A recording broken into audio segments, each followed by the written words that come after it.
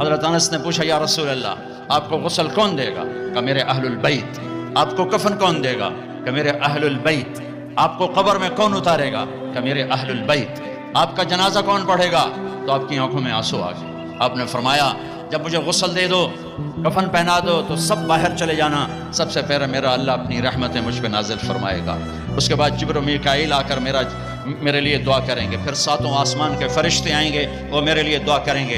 ہمارے نبی کا جنازہ ایسے نہیں ہوا کہ امام اور مقتدی، اور پھر اس کے بعد میرے اہل البیت کے مرد آئیں گے اور وہ میرے لیے کھڑے ہو کر دعا کریں گے، پھر وہ چلے جائیں گے، ان کی عورتیں آئیں گی، پھر وہ چلی جائیں گے، ان کے بچے آئیں گے، پھر وہ چلے جائیں گے، ان کے غلام آئیں گے، اس کے بعد مہاجرین آئیں گے، وہ میرے لیے دعا کریں گے، پھر وہ چلے جائیں گے، ان کی عورتیں آئیں گی، پھر اس کے بعد ان کے بچے آئیں گے، اس کے بعد ان کے غلام آئیں گے، پھر انصار آئیں گے، وہ میرے لیے دعا کریں گے، پھر ان کے بعد ان کی عورتیں آئیں گی، پھر ان کے بچے آئیں گے، پھر ان کے غلام آئیں گے، پھر مجھے میرے اللہ کے سپرد کر دینا۔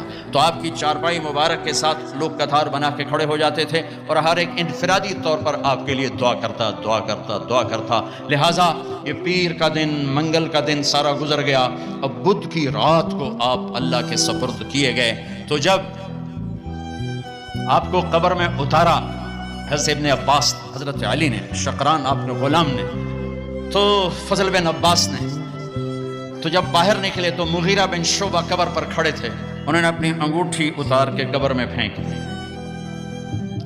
حضرت علی سے کہنے لگے علی میری انگوٹھی گر گئی ہے، نکال لو انگوٹھی، نکال لو۔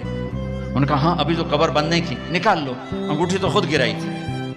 نیچے گئے اور جا کر اللہ کے نبی کی جسم سے لپٹ گئے اور آپ کے بوسے لینے لگے، دھاڑے مار کے رونے لگے۔ وہ انگوٹھی بہانہ بنایا تھا، آپ سے لپٹ کے چومنا چاہتے تھے، رونا چاہتے تھے، آپ کے ماتھے کا بوسہ لیا، آپ کو لپٹ کے روئے۔ پھر لوگوں نے اوپر سے کہا نکلو نکلو نکلو، تو آخری بندہ جن کا بدن میرے نبی کے پاک بدن سے جا کر لگا وہ مغیرہ بن شعبہ ہیں، پھر نکالا گیا، پھر آپ کی لحد تیار کی گئی تھی، وہ مٹی ڈالی گئی۔ جب باہر نکلے تو حضرت انس فرماتے ہیں جناب بی بی فاطمہ رضی اللہ تعالیٰ عنہ کھڑی تھیں، اطابت نفوسکم ان واریتم علی رسول اللہ التراب، کس جگر سے تم نے دو جہان کے رسول کو مٹی میں چھپایا، کس جگر کے ساتھ تم نے ان کے اوپر مٹی ڈالی۔ ہاں یہی اللہ کا قانون ہے